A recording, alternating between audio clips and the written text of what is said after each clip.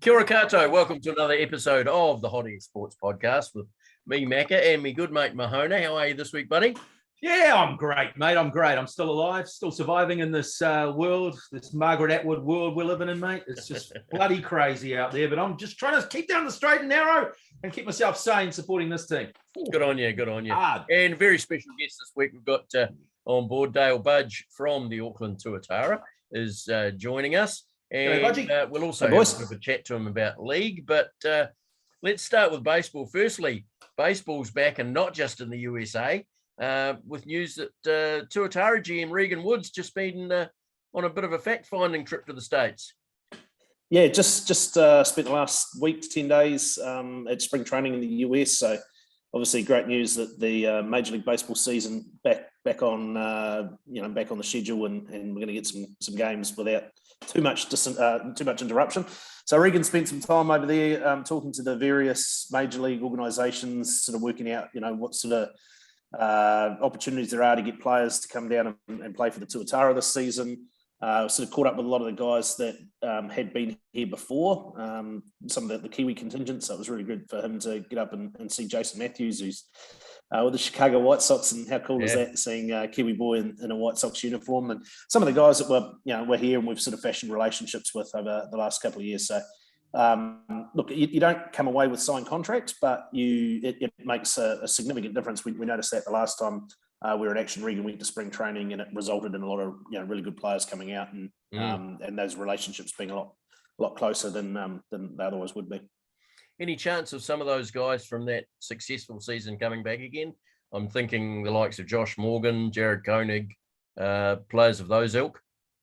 Look, you talk to them, and I think almost all of them want to come back. It'll obviously be determined by how their season goes this year. So the likes of Johnny Holmes, Josh Morgan, you talked about Jared Koenig, Jared Walker, Ava Bueno, Lucas Jacobson, Brandon Markland from the first year, who's just working his way back from Tommy John surgery. Those guys we've kept in touch with all the way through. We'd love to have them back. They were a really, really good fit here.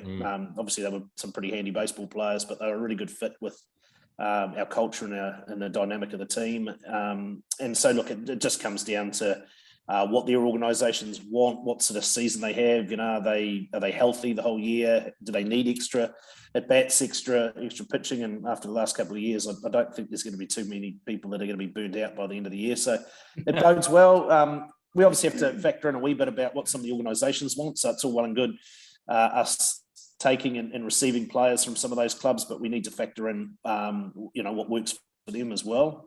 So it might be a case of, hey, we've got a player here that we really want to get some worldly experience. I know with Josh Morgan, the Rangers rated him really highly before he came down the last time, but he'd never set foot outside the United States. And so for them, it was an opportunity to give him some life experience and not that he needed to grow up in any way. He was a really mature kid, but just more giving him, I guess, a more rounded, platform from which to launch his professional career. So what's the date? He's obviously with the Mariners now. Yeah, he's catching. So he actually was catching in a major league game, spring training game the other day. So I think they see him primarily as a catcher. The time that he came down with us a couple of years ago, he'd transitioned away from being an everyday catcher to trying to play in the infield, and that's where he spent his time with us. But he did sort of start out as a catcher, and it certainly appears that his future over the next year or two at least anyway is going to be a catcher with the Mariners. So you got a lot of work to do, Budgie, before the first game. When's the first game? What date has there been a date set yet, or? Not quite. It was actually on a group call with all the GMs from the other teams during the week while Regan was away. That was a really positive chat. I think all 8 teams are good to go. Unless something out of left field happens here with a new variant. What could happen? Yeah, geez, I thought it was pretty likely we were going to play this time last year when we were probably having these conversations. But I think the way the world has transitioned, I can't see any way we're not playing this summer. I think total commitment from everyone there. Awesome. My gut feel is, without trying to speak out of turn here, my gut feel is that we'll have a schedule and a structure very similar to what we experienced the last time we played in the 2019-20 season, some debate about whether there's conferences. I guess that's to be determined, but there's a good case either way. But yeah, certainly looking like an 8-team competition starting in November at some stage. There's a couple of different possibilities. One sort of earlier in November with a bit of a break and an all-star game around Christmas time, and then one starting slightly later and no break and no all-star game. Awesome. Yeah, I think the starting earlier, I just think extending that season out and having an all-star game in the middle would just be fantastic, especially if you had it sort of between Christmas and New Year. Yeah, I think it's just cost. We just obviously have to think about the bottom line. We've got to have a competition that is sustainable. The last thing anyone needs, certainly in this climate, is teams struggling to pay the bills or incurring costs that they don't necessarily need to have. So that look, there's been consideration given to all sorts of things. We talked about 3-game series as opposed to 4-game series. We talked about some midweek games potentially, and that still is an outside chance, I'd say, of playing maybe a couple of power weeks, I think you call it, where you play a weekend series, a midweek series, and then a weekend series. Probably only around that Christmas, New Year period. But I think when all is said and done, we'll land somewhere around where we were at a couple of years ago, as I say. And we're pretty comfy either way. We're happy to sort of go with whatever the majority votes there. And there certainly wasn't a whole lot of fierce debate or, some teams nailing their colours to mast one way or other, which there had been, previously. So, that certainly all bodes well for a neat season. Oh, here's to looking forward to an ABL season for the first time in 3 years. It'll be fantastic. I might have to get myself up to Auckland for a series or two. Now, we touched on it briefly at the start. Baseball's back in the States now, and spring training's well and truly underway with a couple of weeks away, I think, is opening day. Have you cast your eye over any of those spring training games yet? No, not really. Not enough detail, to be honest. I tried to have a bit of a squiz just to see where the players that obviously have a connection to us, how they're going. So I sort of followed that a little bit with Regan messaging from over there. Obviously, there's also a lot of free agent signings what about the going trades? on. The hot stove thing's just like insane, obviously, because of the delayed start to it all. Balance of power. I mean, that American League, the two American League East, National League East look absolutely stacked, don't they? I mean, I think the Rays were really good last year, and neat to see them offering up some money. I know they were in on Freddie Freeman, missed out on them, but good to see them actually spending some money, and they're going to take some beating. If anyone's going to get better, they're going to have to get significantly better to get past them. But the Yankees, the Red Sox, the Blue Jays, all getting better, all adding pieces, spending some money in the off season. That American League East is going to be stacked, and then National League East too. I mean, Braves obviously miss out on Freeman, but they bring in other pieces. They've spent some money. The Phillies, we know, are going to be there or thereabouts. They've spent some money. The Mets have probably done more than anyone else, and I think Scherzer there and DeGrom. I mean, man, what a rotation that's shaping up to be. Who wants to run into them? And I still think the Nationals with Juan Soto's probably the best hitter in baseball. They've still got a decent nucleus to build around. So, it's the East is going to be where I think it's at this year. Yeah, some real interesting moves. I didn't see Matt Olson ending up at the Braves, even though he's a Georgia native, but that was a big move by then, and then to sign him to a 7-year deal. Yeah, crazy as. And it's weird not to see Freddie Freeman or to think of Freddie Freeman in a uniform other than a Braves uniform. And this, I don't know, there's a little bit of me that's sad about it. I have no tie to the Braves or to the Dodgers or to Freddie Freeman in any capacity, but just sort of felt right, didn't it? That Freddie Freeman was always going to be in a Braves uniform. It's a bit akin to Steven Gerrard going to Chelsea to me. And I mean, moving from red to blue as well. Yeah. It's just wrong is what it is. I mean, especially when you look at the depth, the Dodgers have already got, it's just not fair. It's just not fair. Yeah, they can get that much talent. Crazy when the similar sort of money was thrown about. They spent essentially the same money on Olsen that they could have on Freeman for one more year. That appears to be the sticking point. One more year might have got Freeman across the line and stayed in the Braves uniform. Who knows? I guess we'll sit back. It'll be a fascinating storyline to follow this year. I mean, Olsen's a really good player. It's not like they're taking a massive hit in that sense. Let's see how they play out. Yes, and another big date looming is April the 1st, of course. It's the draft for fantasy baseball. I've done absolutely no work on this. I have absolutely no clue this year. Ian gets up every morning, studies the lines. Mate, he is the biggest swot when it comes to this sort of thing. After a season off last year, I'm just he's all over it to announce that I'm back into it again. Oh, there you go. Yeah, mate. I think a lot of people struggled for motivation last year. I mean, I've sort of played the fantasy sports and that for a long time now. I think it's the best part of 20 years that I've been doing fantasy baseball, and just struggled with motivation with, as I say, people out with COVID and the constant changes with roster and the sort of, you almost had what's the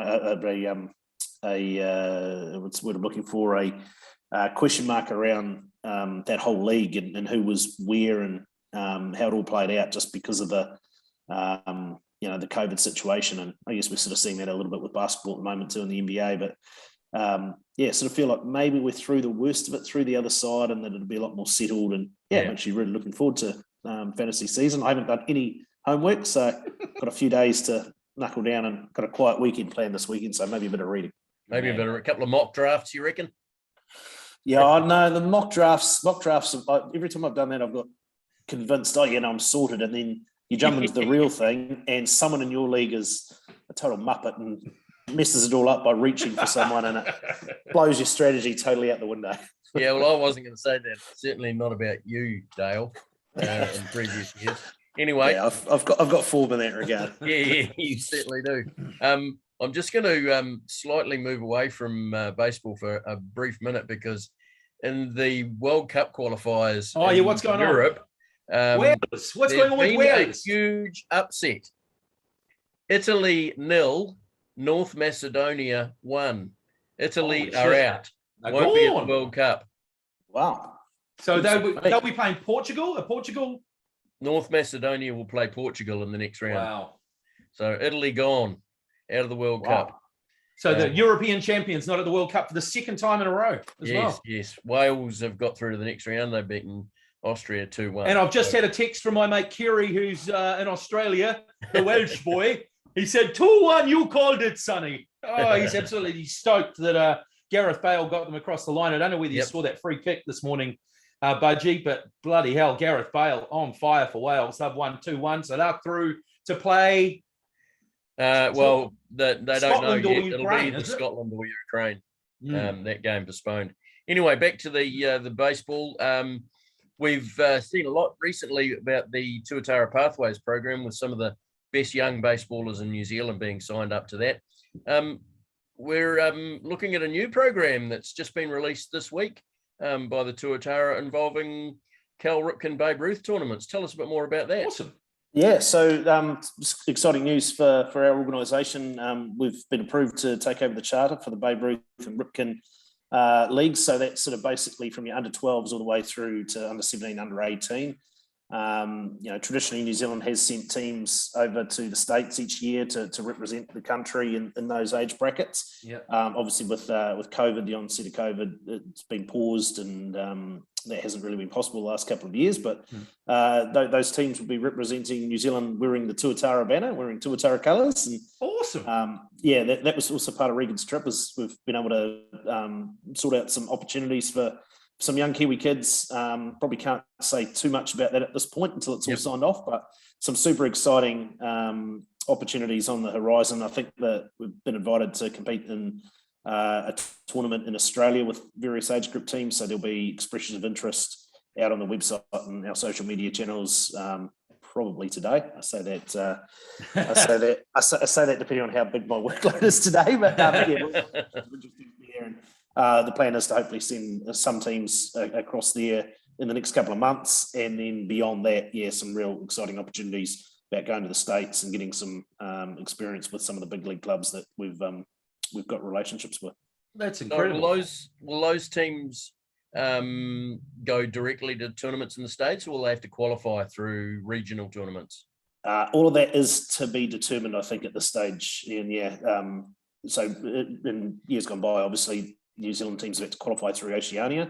Some discussion going on at the moment, quite what that looks like. The finer detail hasn't been ironed out at this stage. What we've got is we've got the charter, and so it'll be Tuatara branded teams that'll be going, and obviously a big push from us to try and make sure that those kids that have missed out, like there's a lot of kids that have missed out on the whole age bracket now because of COVID. They're not going to get that opportunity. Just try and as we come out of this COVID pandemic, try and give them as many opportunities as possible. That's just phenomenal. That's just phenomenal. I mean, young kids. I mean, I don't know whether any young kids watch our podcast, but parents, young kids. What an opportunity for them. I mean, playing an international sport like baseball, going across to the States, playing. People, playing against kids in the States who have obviously been playing since knee high to a grasshopper, sort of, it's the equivalent to, I guess, rugby kids in sort of some far-flung reaches of the world coming over to New Zealand, playing in a sort of provincial sort of competition, the level a lot higher. I mean, the chance to develop your game as a young kid. That's just so awesome. Now, what a neat experience it'll be for those kids. So look, and throw into the mix too. So it's not just the opportunity to go and play and test yourself against those. It's to get in front of scouts. It's to for sure to go and experience what it's like to be a Major League Baseball player. So go to Petco Park and shag some fly balls from Fernando Tatis Jr. and Manny Machado, and then head over to the ballpark in Arlington and wow, and meet Corey Seager and the like. So man, play baseball, kids. Is on the agenda. That's certainly the plan. Yeah, that's so cool. Yeah, well, I mean, some of those I'm probably guessing probably at least half of the young men that the Tuatara have signed to the Pathways program. Probably at least half of them would have played as a 10, 11, 12-year-old in one of those Ripken tournaments in the mid 2010s. Yeah, absolutely. Yeah, look, and some of the coaches have also sort of come through that same pathway. I mean, that's also part of it. I mean, some of the kids here, and I say this respectfully, some of the New Zealanders now are at a level where they probably know more about baseball than the coaches that are teaching them in a lot of areas. So it's about trying to provide a pathway for the coaches, provide a pathway for umpires. I mean, one of the first phone calls I got during the week was from Warren at Baseball New Zealand, the head of the umpires, looking at, what can we do there? And that's awesome. That's all going to be part of it, is to try and upskill and provide pathways for everyone involved in the sport. So scorers and, team managers and EOs and all that sort of stuff. And this is just setting the grounding for the next generation, isn't it, Budgie? I mean, you think 10, 20 years down the track, I mean, hopefully all the building blocks are in place, and the kids that went along there are now coaches, and the umpires are now coaching the umpires, and it's just building the sport, isn't it? Oh, and look, mate, over the years, Baseball New Zealand's done a good job of focusing on youth and doing exactly that. Often without a whole lot of resource at their disposal. So, hats up to the predecessors that have done that, and Ian and the like. There are some more opportunities now. We do have access because of the professional team being based here and the relationships that we have, and able to bypass certain things, and we're already spending money in certain areas, so it's not too difficult to include some promising players and whatnot in that as well. Hopefully we can take it to another level. Without getting into it too deeply, obviously, it seems interesting that it's now the Tuatara that are developing these programs rather than Baseball New Zealand taking the lead. Yeah, I mean, and look, as I said, that part of that is because of the unique situation here. We've never had professional baseball until the startup of the Tuatara, and Baseball New Zealand were obviously heavily involved in getting it up and running, and continue to be. They significant ownership share of the franchise. The Tuatara is the recognisable brand. I think, if you stop people on the street, there was, I host quiz nights, believe it or not, quiz nights, and, there's quiz questions in there about Tuatara, and you see the logo. It's something that people are going to understand better and probably have a better following than the national body. And so it makes sense that you'd use that brand and use the opportunities that exist with the Tuatara to try and do a little bit more of that. So, it has to be said, the charter that we've got, from Ripken and Babe Ruth was only possible because Baseball New Zealand endorsed it. Certainly the two organisations working together to try and benefit that next generation, as we talk about. Brilliant. Keep up the good work, Auckland Tuatara. I'm going to get you to put your rugby league hat on now. You are a former... I don't know if I've got one here. I'll just have to leave this one. We'll do that. Former You look like, more like an NFL player then. Former sideline commentator for the Warriors back in the halcyon days of radio sport and the like. I might leave this. On that, Ian. I was there the last time the Warriors played a home game. Oh, so were you really? Like it feels like it was an eternity ago. Wasn't it? It was South's 2019. I think it was. That's right. One of the last games, wasn't it, of the season in 2019 against South Sydney?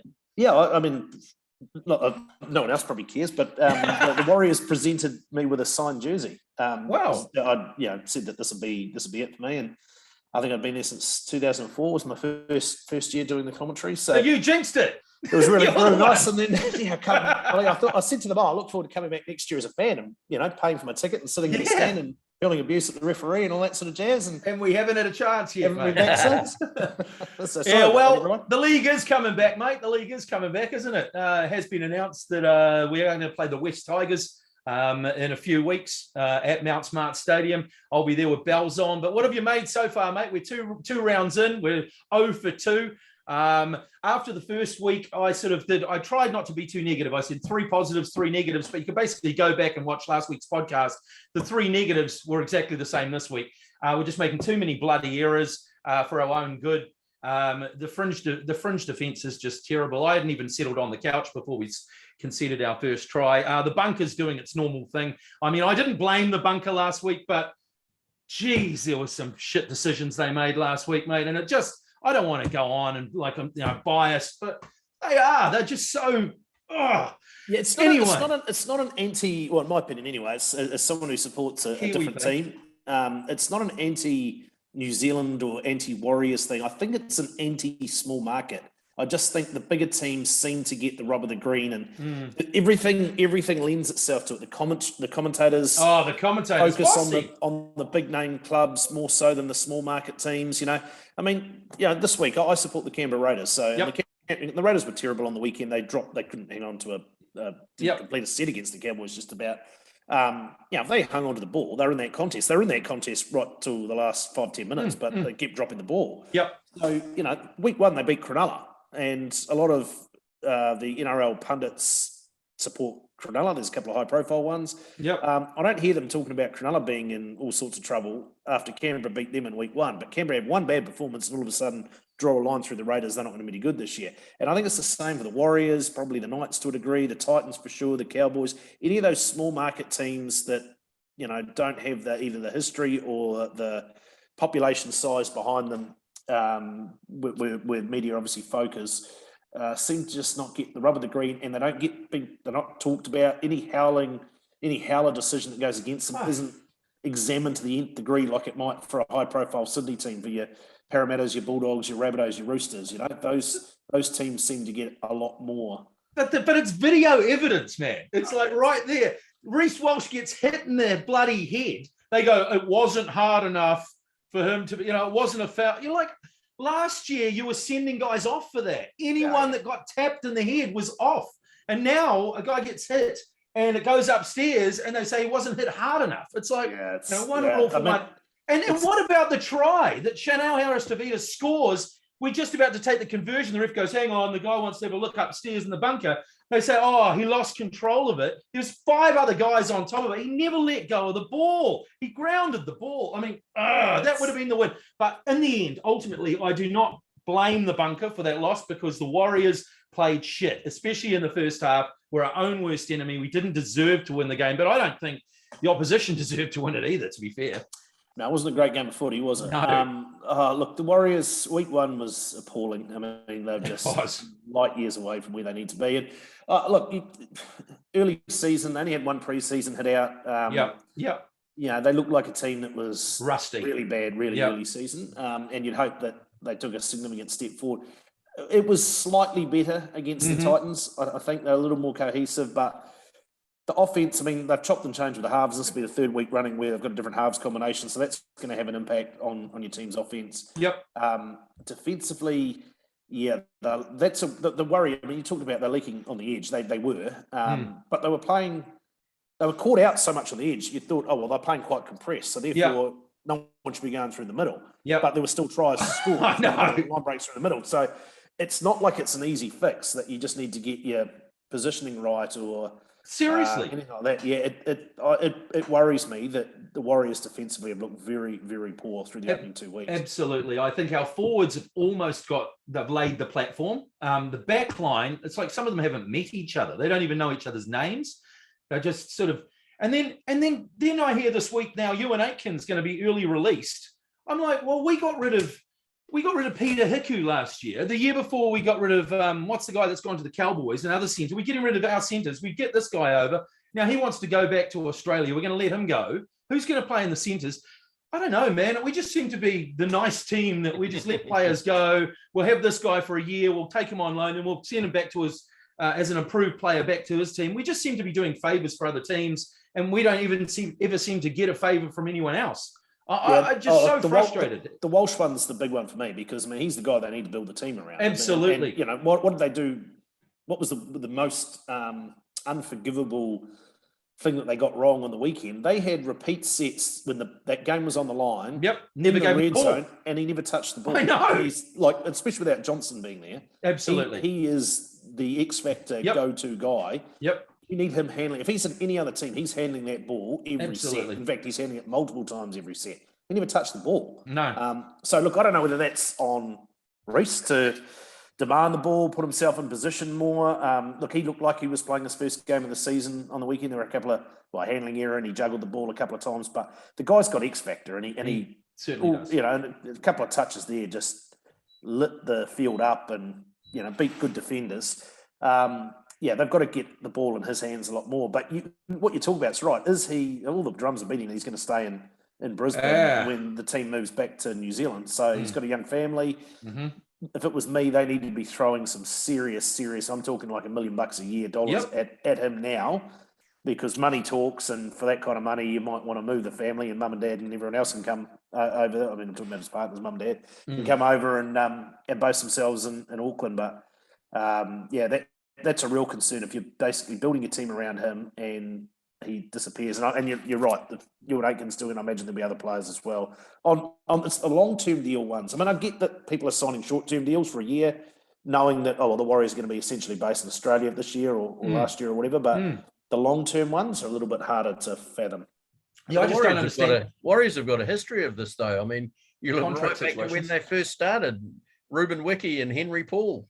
Oh, don't even start me with the Paul brothers back in the day, mate. That was just ridiculous. Getting rid of them for Andy Platt, so we could fly his dogs over. I mean, no, that was. I mean, yeah. But that was Ian Robson crazy days. We're in 2022. You know, as you said, Aaron, they've just got to stop giving other teams favours, and you know, as I say, they've been doing it since 1995. We just seem to be a soft touch. I mean, when can we sign a player and know that he's going to be here for at least 2 or 3 years? I mean, the contracts don't seem to be with Cody Nikorima when they signed the terrible ones. So Nikorima, Watini Zelezniak, you know, they'd be the two most overrated players in the competition in line with what they're getting paid.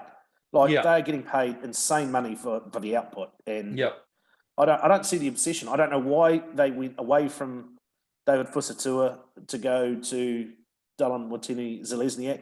I'm not saying he's a terrible player, but I'm saying value for money in a hard cap league. Those are the tough things you have to consider. And are they getting their money's worth out of what they're paying him? And the answer to me is not even close.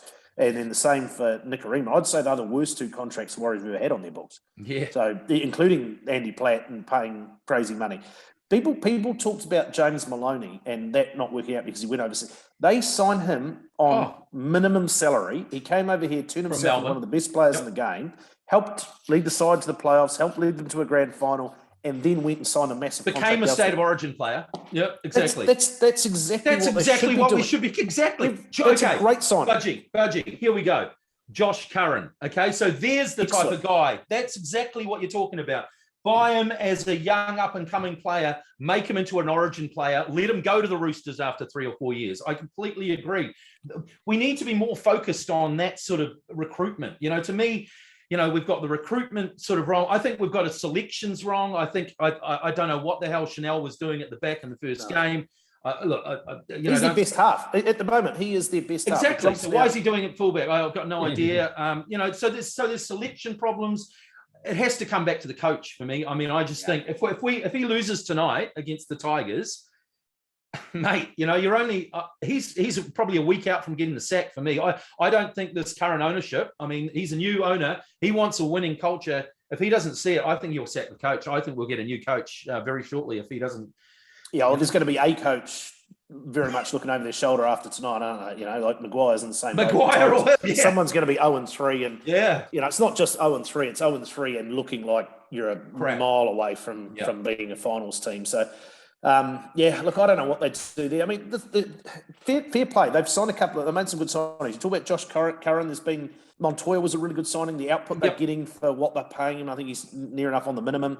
They've got Walsh. They found Walsh. They found a diamond in the rough. They paid him not crazy money, and they're getting one of the best players in the competition right at the moment.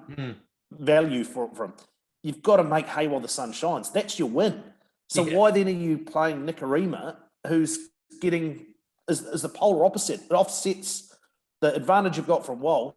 You're just handing that back with Nicarima's contract. Yeah. And he was basically Nicarima was just invisible in that first game, wasn't he? He just didn't do anything. It's just not a half. Like I just do not play him at hooker then. Give him a go at hooker. He can't tackle. So that's the other problem. I mean, he's a luxury. To be honest, he's a luxury that you can have, I guess, if you're at full strength and your forward pack's going well, and you can say, right, we're going to bring him on for 25 minutes in the second half, or maybe just before half time, as an opposition pack starting to struggle. He'd look great for the Storm, wouldn't he? He'd look great for the Storm, playing. He'd be a perfect number 14 for a good side. Yeah, absolutely.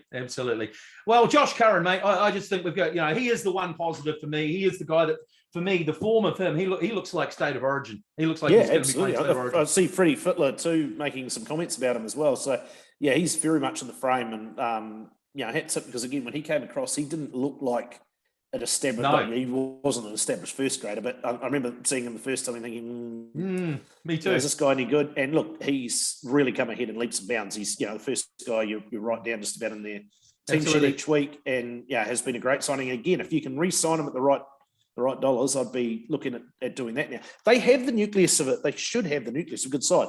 Yes, Johnson's injured, but he's not on huge money. So when Johnson comes back, between him and Walsh, you've got offensive guns. All you need is role players around them and the rest of that back line, and you should have a team that can score points. You've got Fanue Blake, who's one of the best props in the game, and I was worried about the amount of money they outlaid to get him and his reputation, what he does off the park and all that. He has taken some steps forward. I like the leadership qualities that he's shown and the opportunity they gave him to be the captain with players out with Tohu Harris has played.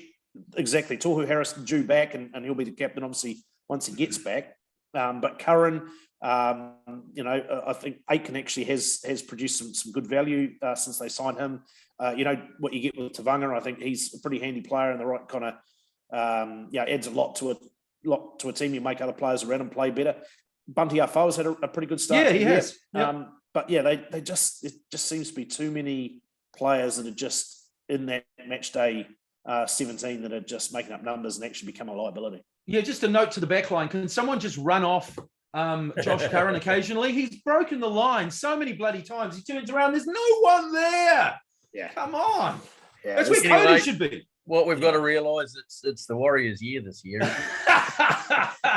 And if it's not, it will be next year, mate. Quite right. I think we've seen a trend, actually, the last couple of years, guys, with the NRL. It once was the most open competition around, where you had any number of teams that can win it. I think we've started to see there's probably only about 3 teams, I think, are in this. You think Penrith, they're dealing with some injury concerns now, but they look awesome. Great even without Cleary. I think the Roosters will be there. Be it right at that point in Melbourne. Storm will still be there. Yeah. But that's it. I think, Manly and the Rabbitohs and even the Eels, I haven't been that impressed with the Eels. I think the Eels are significantly overrated. I think Manly are just waiting to play the Warriors, to play the mechanism form like they did last year. They lost their first 5, and then we played them. They beat us, and they went all the way to the semi-finals. It's like, I think there'll be teams sort of from 4 through to maybe about 13 at the moment that'll be scrapping to see who makes the 8. Yep. But I think they're all probably making up numbers. I think the champions are going to come from one of those top 3 teams. Okay. Very good. Moving on to a bit of rugby before you go, Budgie. I see yesterday New Zealand Rugby World editor Jim Kay's put a couple of questions to the ECNZ breakfast team yesterday, Israel Dag and Brendan McCullum. One of them was why are the All Blacks falling behind? And the second was, why are we losing participation at grassroots level? I'd like to comment on the first one. Why are the All Blacks falling behind? 2 tests, bad tests at the end of last year. Yep, they were pretty bad. I don't really think the All Blacks are falling that far behind, and they may not be favourites for the Rugby World Cup, but they're still there or thereabouts. Oh yeah, that'll suit New Zealand, I think, to a T. I think we'd prefer to go in as underdogs rather than as the lay down Mazir favourites to win the thing. We probably feel a little less pressure. I agree. I mean, look, at this point, does it really matter who's number one? I mean, it's all going to be, when we get to the World Cup, who's where when we get there, and there's plenty of time. I wouldn't be freaking out too much from an All Black standpoint in that sense. I'm more worried about the long-term future of the game. The second question I think is really relevant. I'm involved in local club footy in the county's Manukau region. It's tough, man. It's like all sport has been hit by COVID, but rugby especially. There is so much asked of a select few people that are volunteers that give up their time that really are the lifeblood of rugby and in this country. And there's just less of them. My generation, we're too busy. I'd like to do more. I'd like to offer up more of my time to help run the club. But, we're busy. We have, we work more. We work more on weekends. We have more commitments than a previous generation. That's not to say that the previous generation didn't work hard. Of course they did. But it's just different. Like in our generation, we're not patient. We're not as loyal as a previous generation was. And so... It was a simpler life back then, man. It was a simpler life. Don't worry, mate. The Silver Lake money's coming to grassroots rugby out here, so don't worry about that, mate. It's coming down. And that, trickle down. It could be, and that could be an absolute. It could be, yeah. Do you trust the New Zealand Rugby Union, though? Really? No, I don't trust anyone in to make the right decision. Because when you're crying out for money and you need your grandstand's falling apart and there's no hot water in the showers, and you get given a chunk of money. You fix everything, and then there's no money left. And 2-3 years from now, all the profits that all that percentage of profit that was coming back into the game is now disappearing out. You've sold yourself to the devil, and you've got nothing to show for it. So to me, if you invest that money, there's one club in the Pukekohe Rugby Club, which is not my club. The Pukekohe Rugby Club in Pukekohe over the last few years has taken a bit of a hit. They've basically leased out their club rooms and built on their actual playing facility a new set of club rooms. They'll take a few years to pay that off, but once that's paid off, they've got an asset sitting there earning money every year. They don't have to worry about any political change around pokey money or anything like that. They are self-sufficient moving forward. They're the only rugby club in our region that are in that position. Because they've had some smart management. Because they were smart with it. I hope that other clubs, if there is money coming in, I don't know what sort of money we're talking about going to clubs, but certainly at provincial level, I would hope that all those provinces invest that money into something tangible that would give them a return year on year, rather than throwing it at. They should have to be made accountable for where that money goes anyway in the first place. The thing is, for me, I think all of that money should be going to grassroots. I don't think it's needed at the top. I really don't. I think that's self-sufficient at the top. They'll make money from the All Blacks. They'll make money from their. Send it to the grassroots. Send that money to the grassroots. Stabilize them at the, like you say, they just had no love for so long. It's funded by goodwill. Really, it's a charity, really, isn't it? Yeah, I mean, absolutely. And look, I work for Counties Macca Rugby these days, and just talking sponsorship there, and I sort of feel at that level, even at that provincial level, the sponsorship is almost a donation. Yes, it's from people in the community that want to be seen to be supporting the local team and all of that. And so, we're extremely grateful for it. But I don't know that there's a huge return on that investment for the sponsors. I think it's other than the feeling of goodwill and recognition. That's as about a sponsor myself with motels, we sponsor 3 sports here in Greytown, and it's not a sponsorship. It's a donation. Yes, I've got a sign. I've got a sign at the bowling club, and I've got a sign at the football club, But I think you realise that. I don't think I've had too many bookings out of it. But I think you realise that as a sponsor, don't you? Because you're tying your name to a club that you love, and they're doing this. It's a two-way street. I mean, I think it's a nice thing to do. I mean, if I was a local business owner, I would definitely be doing a similar thing. To me, they need to re-examine the levels of professional rugby. And I just think the NPC is sort of a no man's land where it's not really a proper professional competition, or it shouldn't be because it can't pay for itself. So maybe strip it back and make it an amateur comp. Make it genuinely our local team. Don't worry about winning, losing, all that sort of stuff. It's about our local team taking on those fellas from over the hill. And you actually get your credit. No one's going to go along and pay money to watch rugby at that level, because you can go and watch Super Rugby. You can go and watch the All Blacks play. You're gonna. It's almost like minor league baseball. You need to make it something that's about entertainment. That's not just about rugby. It's about the entertainment that goes on around you, and it's about coming out and supporting your tribalism mate's brother who's playing. Absolutely. I've always maintained, and I'd continue to maintain this, that Super Rugby should actually start end of March, beginning of April, around the same time the NRL does. Go through the winter and play NPC underneath it as curtain raisers, as another competition. Because then at the moment, Super Rugby player gets injured and is out for 2 or 3 weeks. How does he get fit again? How does he get match play to come back into Super Rugby?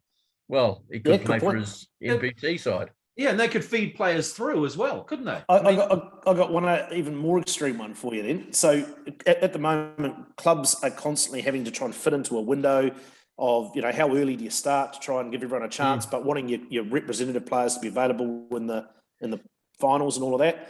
Excuse me. What if you moved provincial rugby to summer? Sky TV, they don't have the cricket rights anymore. They do have rugby rights. What if you said NPC now is going to be a summer competition? They will play on, top ground. So that shouldn't matter. What if you play that through summer? So you can have your club season can move back. Instead of starting in March, you can start it in end of April and run through the middle part of winter, finish with your finals footy at the end of August and September. Super rugby's up here. Club rugby runs through underneath it. And then provincial rugby's at the end. And maybe it's a stepping stone. You can have a draft, all that sort of stuff going into super potential. You're making far too much sense, Budgie. Yep. As Aaron and I often say to each other, if only we were in charge. If only. Budgie, thank you very much for Thanks, Budgie. It's been fantastic. Great to hear what the Tuatara is doing on and off the field. Keep up the good work. And, appreciate your rugby league and rugby comments as well. And we look forward to having you back sometime again later in the year. Thanks for the support, guys, as always. Appreciate it. Beautiful, mate. Go the Warriors. Cheers, Budgie. Great to have Budgie on the show. Always a great guest and just a very knowledgeable man on baseball and rugby league and rugby. Time to move to football now, and it's the time we don't really like, isn't it? Yeah, a bit boring, isn't it? A bit boring, but hasn't been too boring with the internationals. Of course, the World Cup qualifying going on, so at least there's a little bit of jeopardy amongst these international fixtures. What we don't like is the bloody friendlies. Those are bull. Screw the friendlies.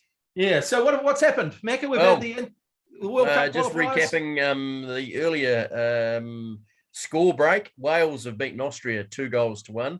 Sweden and Czech Republic are still going on. They're in extra time. Sweden currently leading 1-0 in that game.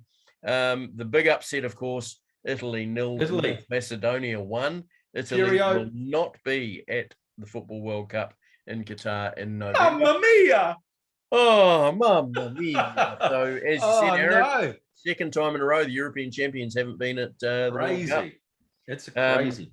Portugal beat Turkey 1-0, so Portugal will play North Macedonia to see who goes through to Qatar. With Russia kicked out, Poland will meet the winner of the Sweden-Czech Republic game. So that will be interesting. And, of course, the Scotland-Ukraine game has been postponed. Possibly is supposed to be played in June, but things going on. Obvious problems that region of the world. We really don't know. So some interesting qualifiers, and got a few more qualifiers that we'll talk about very soon. And of course, the All Whites had a good win this morning too, didn't they? 7-1 against Tahiti. I think they Australia. Did. I was going to come to them a little bit later. Sorry, mate. Sorry to burst your balloon. Crikey, you're ripping the script up, Aaron. I know, mate. You know me. Although one big surprise is that Canada is set for their first World Cup finals appearance since 1996.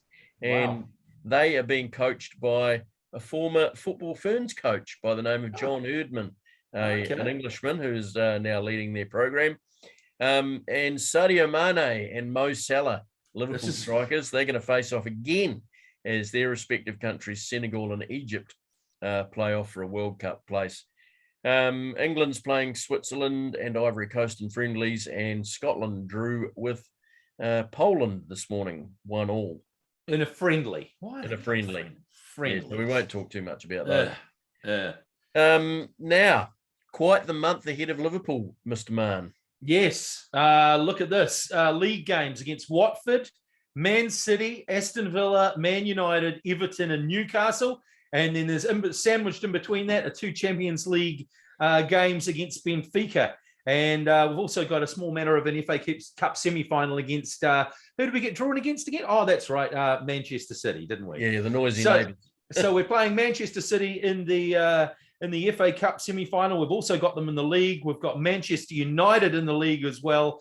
And we've got those two-legged Champions League games against Benfica and all those other games as well. A lot of games coming up in April. If we win them all, though, Macca, we're still on for the quadruple, aren't we? Well, the other thing is, too, is if we do get through Benfica in the Champions League before that last game against Newcastle at the end of the month, will be the first leg of the Champions League semi-final. So just another game. So that gives us 1, 2, 3, 4, 5, 6, 7, 8, 9, 10 games in April. Possibly in April. Which 30 days has September, April, just so 30, one every 30 3 days. One every 3 days, an average of. Luckily, we've got a nearly fully fit squad, and we've got got quite a large squad now. Yep. So especially up front, they should be able to rotate those players. I thought it was interesting how Klopp took Sadio Mane out of the lineup the other day, and Mo Salah, because Mo Salah was already out with an injury. He thought, this isn't fair. They're playing in the international, so I'll take Sadio out as well, so neither of them play minutes and they can go and play internationals as fresh as a daisy, both of them. I think that was very nice of Mr. Klopp. Very nice. Lovely. Now, Liverpool and Man City fans face huge hurdle getting to Wembley for the Cup semi, as rail maintenance means lines from the northwest will be closed that weekend. Now, Network Rail claims they told the FA 2 years ago about the works. Oh, yeah. The FA is like, nah, too bad. We're still playing a major semi-final with 2 sides from the northwest on that particular day. So, I think only the final should be at Wembley. This is my honest opinion. They should play the semi-final with 2. If the teams are from the northwest, play the game at Old Trafford or St James's Park or somewhere like that. Because Old Trafford doesn't get many big games anymore. That's true. They don't get to see too many trophies. Trophy lifts at all, but play it at one of the bigger grounds in the northwest. And if you get a game in the south, play it maybe at the Emirates or somewhere like that. Play it at one of the big grounds in London. The final should be reserved for Wembley. I don't know why we started playing the semi-finals. Well, prior to it was because they wanted to use the new Wembley more when they rebuilt it. Prior to that happening, we used to have semi-finals at Villa Park. Yeah, they did. Hillsborough, of course, Old Trafford, St James Park, all those big. Don't know why they took them away. Big grounds used to host those. It's quite nice to go to a big ground that is a neutral ground. I think it's quite neat. It adds something else to the tie for your supporters. It's still an away game for both supporters, I quite like that idea. I can't understand. Well, I can understand because the FA just don't give a damn. So there you go.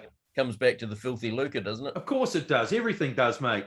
Speaking of filthy lucre, mate, further sanctions for Russia, as UEFA is set to suspend them from all European football after the country's footballing body expressed, now get this, they expressed interest in hosting the 2028 Euros. And Russia, 32 Euros.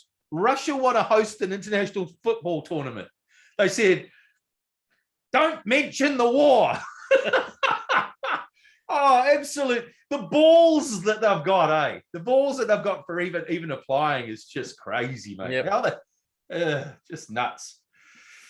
So, well, the UK and Turkey are others who have indicated interest. It'd be good to see a Euros properly. England had a fair share of the Euros that they just had last year.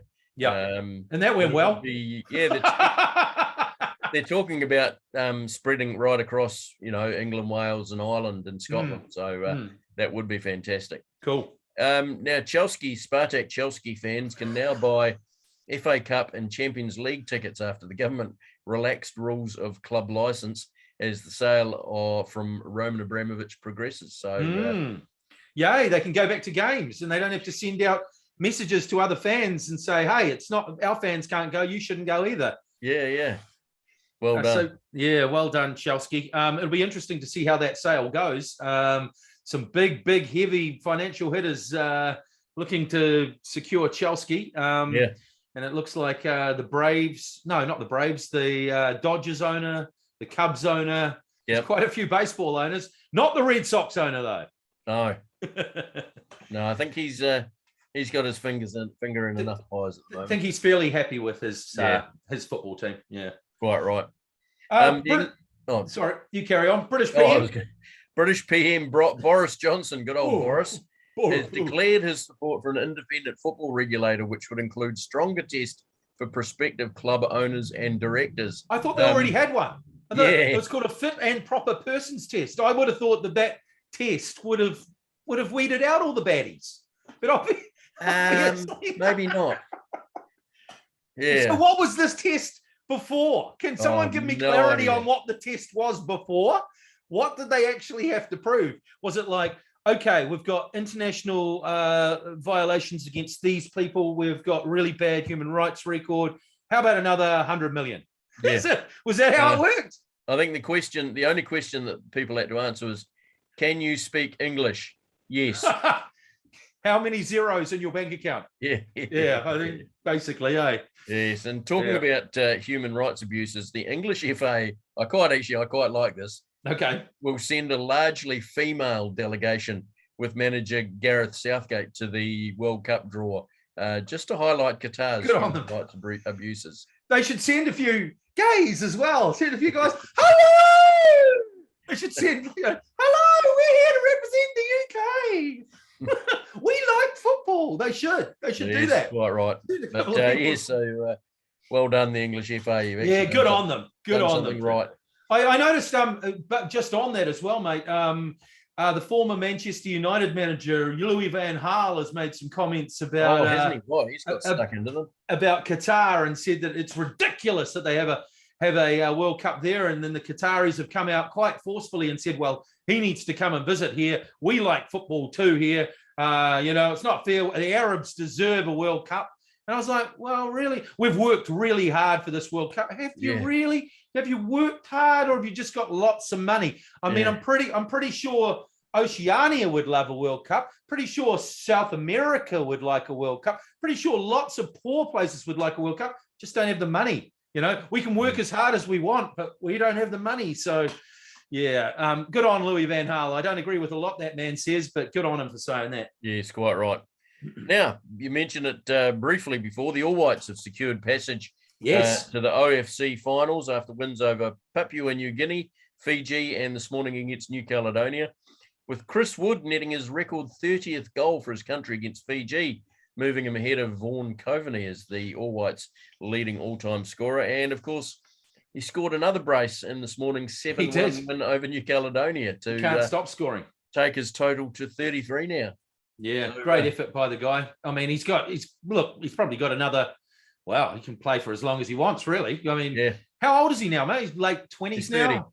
Okay, 30. So he's probably got at least another 5 years in him, I'd say. Easy. And man, he's going to absolutely obliterate that record for the next generation to come along, isn't he? So, and just such a consistent performer for the All Whites, isn't he, mate? He never puts in a bad performance for the All Whites. He's just a real consistent performer, and I hope he goes well at Newcastle, mate. I really do. Scored his first goal for Newcastle last week. He did. It was a good goal too. And he does so much more than score goals. You know, that's the thing. He does. I noticed all those people that said that Weghorst was a big upgrade on him have shut their mouths now because he hasn't scored a goal for a long time now. It looks like Burnley may get relegated. So, so the All Whites now face Tahiti in the OFC final to decide who will play the fourth place finisher in CONCACAF, which is currently Panama. with the top three in that competition. I mentioned Canada before, already through, sitting on top of that. So the top three automatically qualify. Looks like USA and Mexico will qualify automatically. Yep. The big one though, Panama, which I think the All Whites would probably favour a game against. Against any of those other three, yeah, definitely. Well, yeah. But sitting just below Panama, just a point behind, is Costa Rica. I don't know whether we'd they've got some good players playing Costa Rica. They've got some very good players, including obviously goalkeeper Keylor Navas, who's played for Real Madrid, very highest level in Europe. Now the Aussies, mate, they lost. Oh, Struth, mate, starting the Crows. We were bloody hopeless last night. Yeah. Gee, I just couldn't understand why the ball was round though. Why didn't they just pick it up and throw it, mate? I don't understand what's going on. So they lost 2-0 to Japan. Yeah. And with any chance of automatic qualification, they'll need to beat the UAE or Iraq to qualify for the Intercontinental Playoff against the 5th placed South American team. Yeah, still want to go through Asia for your World Cup qualifying, Australia? Hey, how's that working out for you? Yeah, well, it would have been right if they. I don't think they're going to be there, mate. Because if you look at 4th and 5th in the South American, you're looking at like playing maybe Uruguay. Yeah, well, you've got Uruguay 4th, Peru 5th, Chile 6th. Oh, you don't want to play 7th. Colombia are gone. I think it's either Peru. What'd you say? Peru, Chile, or Uruguay. Yeah, I'd fancy any three of those against Australia, especially last night. Yeah, well, of course, the All Whites played Peru 4 years ago. We got smashed, didn't we? We did okay here, but we went over there, and it's a different situation playing at altitude over there. It was 0-0 or 1-0. It was 0-0 over here, wasn't it? 1-0 over here, and then we went over there. I think it was 4-0, 5-0 or something over there, wasn't it? Something like that. Yeah. So what's happening with the Phoenix anyway, mate? Our professional side in the Australian League, we've had a loss, but I did notice I didn't know very many names that were on the field. Yeah, a lot of the Phoenix players, of course, playing for the All Whites. They had a 4-0 loss, didn't they, to the Jets? Newcastle, yeah. Yep. So yes, there was a pretty rough game. But good news during the week, they've re-signed defender Scott Wooten to a new 3-year deal after his impressive beginning to life in a yellow and black shirt. Unfortunately, he did play for Man United in his early days and did play a couple of games for them. But he's proven to be a great investment for the Phoenix. Has been a real standout at centre back. Phoenix currently sitting outside the top 6. They've got a game in hand on Melbourne, who are 3 points ahead, and they've got 3 games in hand on Sydney, who are also 3 points ahead. So one thing I'd like to ask about the A-League, they seem to play their games all over the place. I know there's all sorts of problems with weather and COVID and all that sort of thing, but there's an international break. All the leagues in the world go on break, and the A-League decide, we're going to keep going. I mean, what the hell's that about?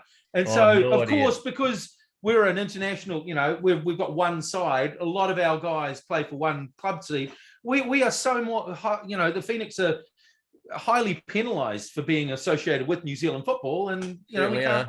It just happens time and time again. I don't understand why the A-League. Well, their reasoning is they'll never come out and publicly say it. Is because 90% of the Australian national team don't play in Australia. Yeah, don't play in Australia, so it doesn't affect any of their clubs. I thought you were going to say they'll never come out and say it, but they just want to screw us. Yeah, pretty much.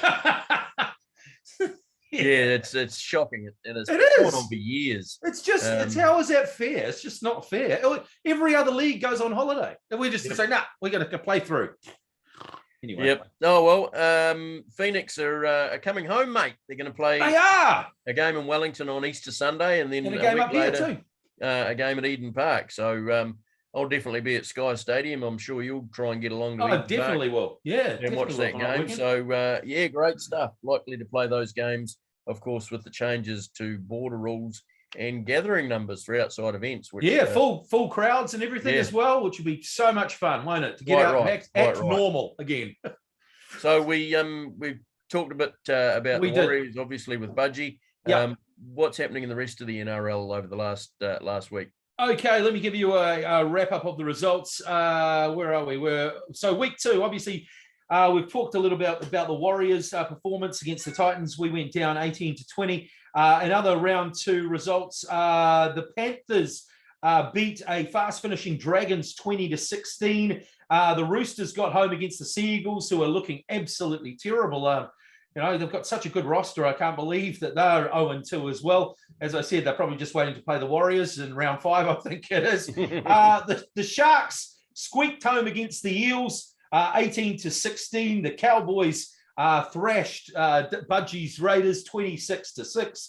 The Knights, who are surprising top of the table team at the moment, thrashed the West Tigers 26-4. Hopefully the Tigers can be that 4 again tonight against the Warriors. We're hoping so. I bloody hope so. And the Broncos got home for a win against the Bulldogs 16-10. Last night, the Sharks picked up another win, 36-12 against the Dragons. I'm not even going to look at the table yet, mate. I'm not even going to look at it yet. But we'll wait until 4 or 5, or at least until the Warriors have their first win. couple of big games this week, the Storm and the Eels. That could be a cracker, although Budgie doesn't think the Eels are going to go that well this year. And the Broncos Cowboys Queensland derby. That should be a really good one. I mean, it always is. It's a big history there, of course, and the Broncos have got a new lease of life. And then the Seagulls and the Bulldogs as well. Seagulls just looking terrible this season. I don't know what the hell's going on with them. But of course, the big game, it's all about tonight, 8:00 tonight, West Tigers versus the Warriors. I'll be on the couch supporting my beloved team. Could the team just let me settle in? Maybe create a little divot on the couch before we concede our first try this week. And actually have had a sip out of your first beer. Absolutely. God, I want to be at least a little bit inebriated so I can cope. It's hard, mate. It's hard, I tell you. But you stick with your team, mate. You stick with your team. Yeah, well, we've been Liverpool fans for over 30 years, so... I know, that's the thing. We know how to stick with the team. You do, mate, you do. We had 20 years of absolute crap there, didn't we? But you stick with them long enough, hopefully they come through in the end, mate. Let's have a look at the other oval ball code with the Rugby, Super Rugby Pacific. Yeah. A little bit of a mess with games still to be caught up, lots of them. Although a full round expected this weekend, and largely with crowds back at the grounds, as we said. The big game, of course, is the Chiefs Crusaders at the Waikato Stadium. Of course, the Chiefs got up and beat the Crusaders a couple of weeks ago.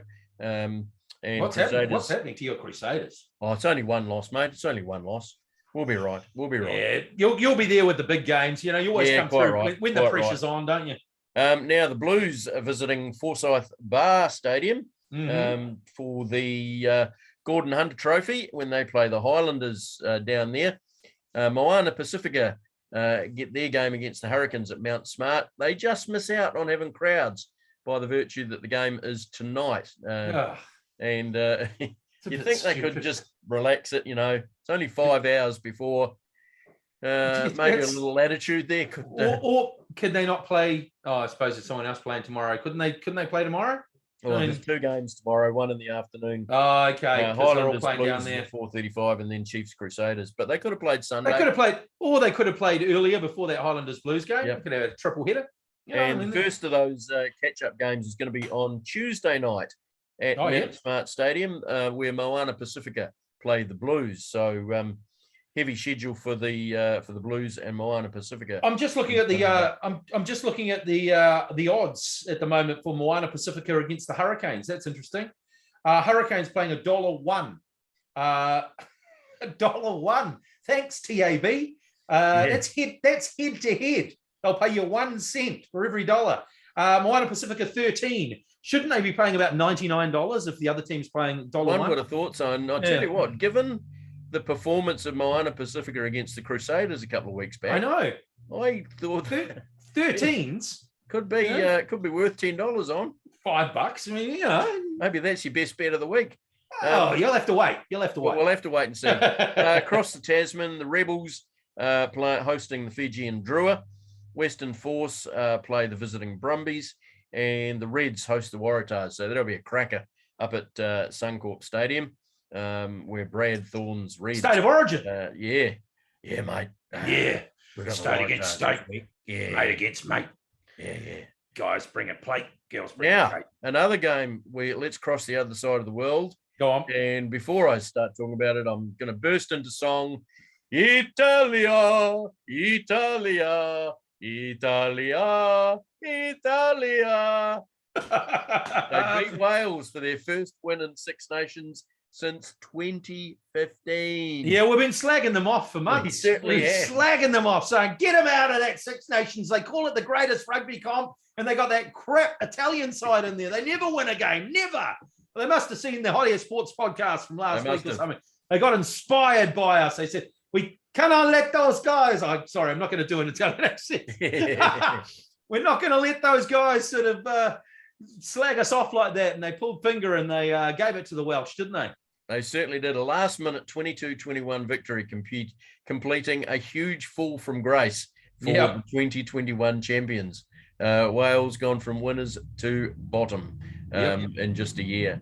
France are the champions after outlasting England 25-13, while Ireland finished runner-up, beating a lacklustre Scotland side 26-5. So Six Nations is over for another year. We've got the Irish coming to New Zealand in June, I think. Yep. So we look forward to seeing what kind of side they will bring out. Those Six Nations sides tend not to take their best side on their autumn tours, do they? So yeah, let's hope that Ireland does bring out their. So where did Ireland finish in the Six Nations? They finished second. Ireland. Yeah. Yes, they finished second. Behind France. England third, Scotland fourth, Italy fifth, and Wales sixth. Wales sixth. Crazy. They got the wooden spoon. No way. Cray. Yeah. Big cricket series starting tonight, Aaron. You'll be glued. Huge. Looking at the odds of this as well. Television for this. $1.01 for the Black Caps as well. Against the Netherlands. Oh dear. Netherlands got playing for them. Virgil van Dijk. Dirk Kuyt, Virgil van Dijk. Wijnaldum's opening the batting. Yeah. I mean, for a start, Ruth is opening the bowling. Is it 2020? It's T20 tonight, and then they've got three ODIs over the next week. So 2020 is a lottery from a start. So if the Black Caps lose, who cares? Yeah, really. Black Caps have got some new names and new faces in that side. Of course, all our superstars have already buggered off to play IPL. So there'll be no Kane Williamson, Trent Bolt, the like. No, and can you blame them? I mean, they get paid very, very well, and you know, it wouldn't exactly be the highlight of their career to play the Netherlands. No. Although of course, this tour is going to bring the curtains down on Ross Taylor's career, which was in doubt up till yesterday after the batting star contracted COVID last week or the week before and was in doubt for the series. So that kids, I say, bloody kids. Yeah. The kids are the ones spreading the COVID. I think that's really the only interest in this series, isn't it? Watching Ross Taylor for the last time in a black. And he's been going great guns in the first class scene. I think the other day. Yeah, the other day he smashed the century in about 45 balls or something ridiculous. So and I suppose this will be like first class cricket a little bit as well. So I'll be interested to see if Ross can't sort of see it off with a bang, so to speak. Yes, I probably won't tune into the T20. I might watch a bit of the ODIs. The Warriors are playing at the same time tonight, mate. You'll be watching the Warriors, won't you? Now, the England cricket team have obviously not learning lessons from the Ashes. They were 186 for 9, nearing the close of play on day one of the final test against the West Indies. But at one stage, they were 90 for 8. And they were 100 not much for 9 too, because I saw the 9th wicket go. And then I thought, the West Indies will be batting. And I turned it on a couple of hours later, and they're still were in. So how much did that last wicket partnership get? Well, they got up to 204. That's amazing. So they would have got close to a 100-run partnership. Yeah. That's incredible. Good effort. Yeah, not bad considering they were 90 for 8. So the guys at the bottom doing the business with the bat. Who was it? It's their spinner, isn't it? The guy with the glasses. Jack Leach and Saqib Mahmood. Yeah. They put on 80. And Mahmood's highest first-class score before that was like 32. What did he end up with? 49. There you go. His highest first-class score. Well done, son. Did he get out on 49? He was bold. He was the last wicket before. Dang. Never mind. Jack Leach not out 41. Great effort. Great effort by the Poms there. Great effort by the tail end. Yeah. Great. Apart from Alex Lees at the top of the order, the next 1, 2, 3, 4, 5, 6 batsmen went for 7, duck, 8, 2, duck, 7. Sounds like a phone number, doesn't it? Yeah.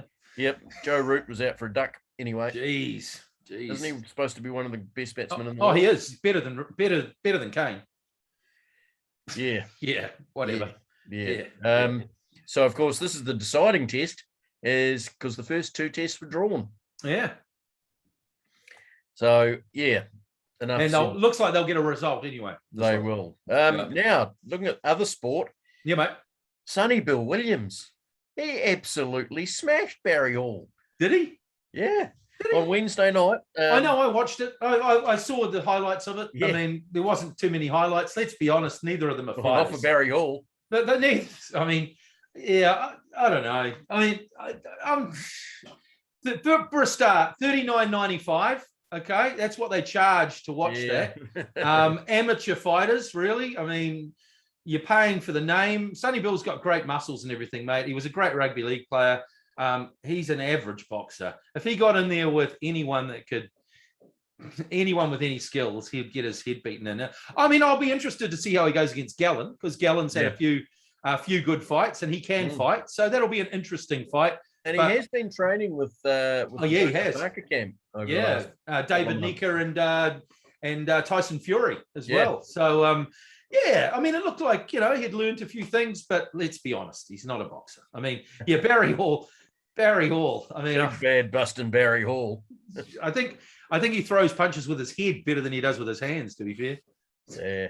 You saw the way. Yeah, big surprise during the week. Australian tennis star Ash Barty surprised the tennis and sporting world after retiring from the game at just 25 years of age. Yeah. Yeah, Barty says she's got nothing left to give the game and is absolutely exhausted after winning Wimbledon and her home Australian Open over the last 10 months.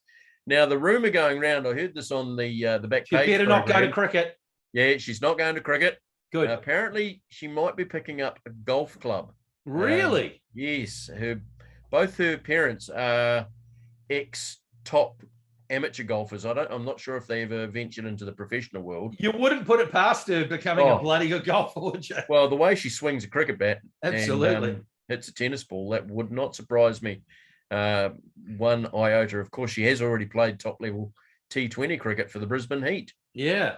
What a sports person she is, eh? Absolutely. And such a role model for an Australian woman as well, and she just speaks so well. She's such a humble sort of person. She's more like a Kiwi than an Aussie, really, isn't she? The way she talks. She's not arrogant at all, so she's probably got a bit of Kiwi in her. I'm sure she does. Absolutely. So how did Scott McLaughlin go on the weekend? Oh my God, mate. Did you see this? Scotty McLaughlin. Oh, dude. I think he led. How many laps did he lead? He led like about 185 of 200. Crazy. And he raced so well. He won last weekend, didn't he? So he's at the top of the points table, finished second at the Texas Motor Speedway. He was pipped just on the finishing line because he ran into some traffic, didn't he, on their last couple of laps. He had to slow down a little bit. And Joseph Newgarden, was it? Yep. Flew past him on the line just to pip him. He did nothing wrong, did he? He took the points for second. He's still top of the table. There's another Scott taking over in IndyCars, Macca. Yeah, certainly is. Scotty Dixon, he continued his steady start to the season with a 5th after finishing 6th last week. Yep. What about, just before we get on to the golf, I don't know whether you saw the UFC event just gone as well. There's a new Scouser taking over the Paddy Pimblett. Paddy Pimblett.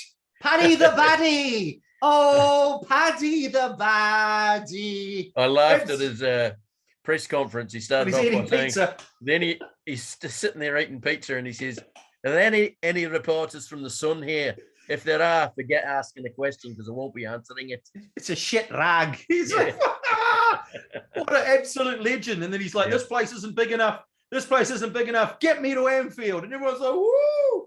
Stadium. He's going to take over the UFC. Watch out for Paddy Pimblett. Paddy the baddie. Yeah. Speaking about baddies, golfer Phil Mickelson has withdrawn from next month's Masters tournament after falling out with the sports hierarchy after those comments that he made about the Saudi-funded rival league in the PGA. I mean, he basically acted like a dick, didn't he? Thought he could take on the PGA. Said, I can run it better than you guys can. And if you don't do what I say, I'm going to go to this new Saudi league where all the money is. And everyone said, Phil, there's no one playing in that league. You can go and play it by yourself if you want. Now he basically acted like Phil Mickelson. He did, yeah, he did. Being a real dick. So pretty interesting, eh? But he's withdrawn from the Masters. So I don't know whether he's been forced or whether he decided. I think he might have been politely asked. Politely pushed, maybe. Yeah. Yes. Phil, I don't think you'll be welcome at Augusta this year. Yeah, it makes me wonder whether Greg Norman's going to be welcome as well, mate, because he continues to back the Saudi competition. Yeah. I think he's been given the commissioner's role or something. Probably like that, yeah. 100 mil in the back pocket, a bit like David Beckham, taking the oil money over there as well. He says that the competition's going to kick off with season earnings of 586 million Kiwi dollars. Macca, maybe you and I should go and pick up a stick and start playing golf. No one else playing in the Saudi league. I'll take a I tell you what, I've been playing a bit of golf on the old Xbox. Oh, have you? I'm getting quite handy. Of course you are. Of course you are, mate. Of course you are. Good out of the rough. Good out of the rough. Parred the difficult 13th yesterday. Oh, fantastic. Just don't putt from the rough, mate. No, don't. Quite right. We've got to rest in peace, mate. We've got to rest in peace. Yes, NFL expert John Clayton. He was a really interesting looking chap. He was quite a small man. He spent most of his life covering the Seattle Seahawks from up in that part of the country. Most famous for the Sports Center ad that he featured in, where he did his bit on screen and they cut off to him sitting in his bedroom. That's right.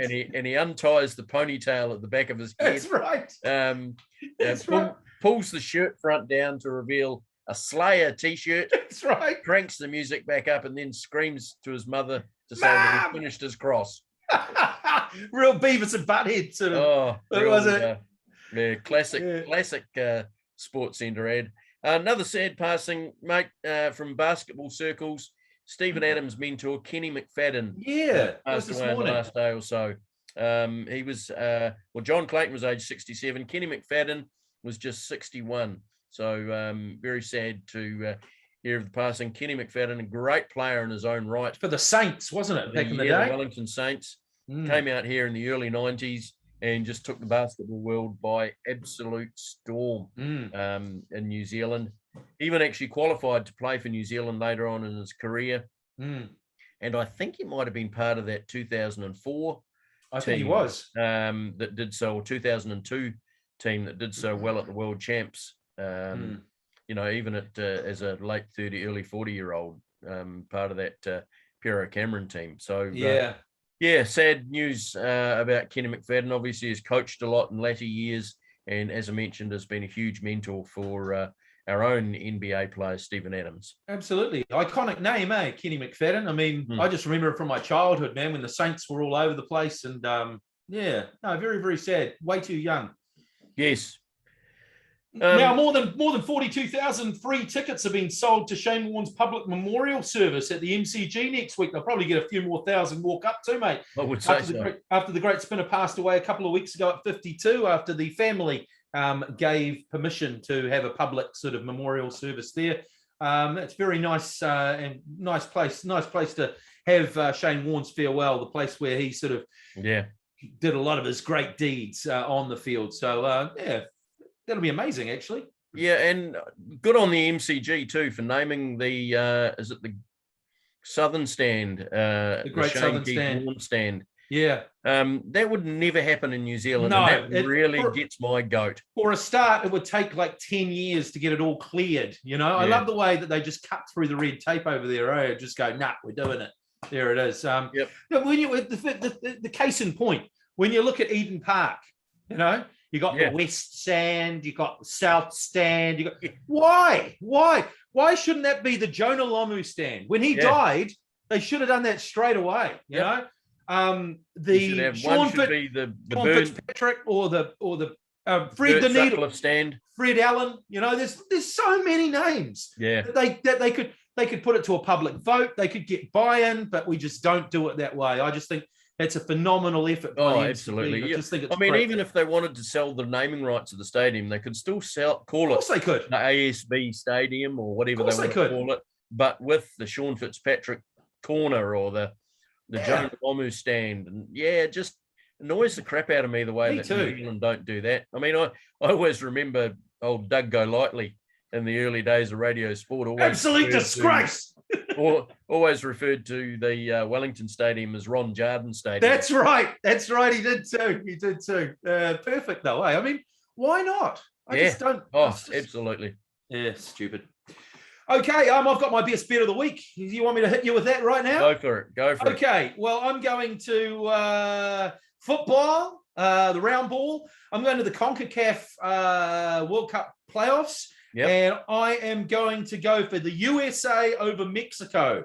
USA paying $4.50 against Mexico, who are paying $1.83. They are the favourites. Of course, our TAB best bet is always an outsider looking for a bit of value. I like the USA at $4.50. There you go. It's a bit of a punt, but willing to give it to you. So there you go. That's not bad at all. Not bad at all. I might have to get on that. Go on, boy. Today. Go on. Good week, bad week. Okay. Good week. New Zealand sporting teams after the government opened the doors to country stadia for Super Rugby, NRL, A-League, etc. Great news to be able to get crowds back at fans at the stadia. I'm going to be at Sky Stadium in a couple of weeks' time. Ron Jarden Stadium. Mighty Crusaders. Yes, I'll be at Ron Jarden Stadium to watch the Mighty Crusaders against the Hurricanes. So looking forward to that. And then, of course, at Easter Sunday, I'll be there supporting the Wellington Phoenix. Nice. At Shane Smelt Stadium. I love it. Professional sport is back, baby. Quite right. Bad week.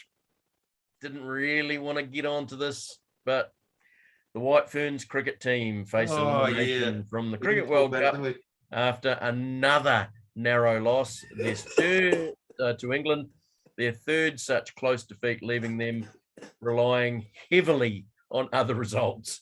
Mate, they just choked 3 times in a row. There's no other excuse for it. They have the talent. I thought that last game was a little bit unfortunate because, injuries, etc. But the other 2 games, they definitely choked. And that one there, they were in the game. It's just some bad decisions, just some really bad decisions at key times. And, before the tournament, we beat Australia. We smashed them. We looked so good. And then it comes to the tournament and we just can't put it on the field. Maybe they need to have a word to Kane. And how does he do it? They need someone to steady the ship, mate. Steady the ship. They certainly do need a steady the ship. Before we end, I was reminded this morning when I was reading through a story on social media, and it was about 22, 23 years ago. I don't know if you remember the former Hearts and Fulham keeper, Ante Niemi. I remember the name, yeah. Yes. Well, he was playing for Hearts. He played in the Premier League too, didn't he? He played for Fulham in the Premier League. But before he went to Fulham, he was playing for Hearts in the Scottish Premiership. Heart of Midlothian in the SPL. And there was a caller called into a talkback radio session in Edinburgh. And this caller was absolutely disgusted. He says, I can't believe that Ante Niemi has not been picked to play for Scotland. To which the talkback host replied, well, he's Finnish. And the caller says, he's not finished. He's only 28. To which the talkback host replied, no, he's from Finland. Oh, all right. Thank you. Bye. Hang up. Oh, you got to love it, don't you? So an absolute special there. Martin Reid, I hope you're still watching right to the end today because you'll appreciate that one. And I'm That's sure for you, Marty. You've heard that story before. I think, though, I don't want to pick you up on this one, but Martin might. See, so I might have to say something. Yeah? I think it might have been Jussi Jääskeläinen. No, it was definitely Ante Niemi. Are you sure? Yep, absolutely. Okay. 100%. Okay, I'll go with your better knowledge of Scottish football, of Hearts football. There we go. Yeah, I don't think you'll see any ever played in Scotland. Oh, well, there you go. And on that bombshell. Quite right. Well, Michelle's making pikelets for lunch. So, nice, mate. Smothered in butter? I'm Smothered in butter? To eat your lashings of butter. Lashings of butter. Love it. Yeah, maybe even a bit of plum jam that she made earlier on in the year. Okay, the grumbles are starting. Yeah, quite right. Okay. Quite right. So until next week, that's another Hot Air Sports podcast in the can. Make sure you like, subscribe, comment, do all that good stuff, all the stuff below. Do all that, and we'll catch you next time for more sporting excellence here on the Hot Air Sports podcast. Thanks again to Dale Budge for his input today. And Great it's stuff, goodbye from me. And it's goodbye from him.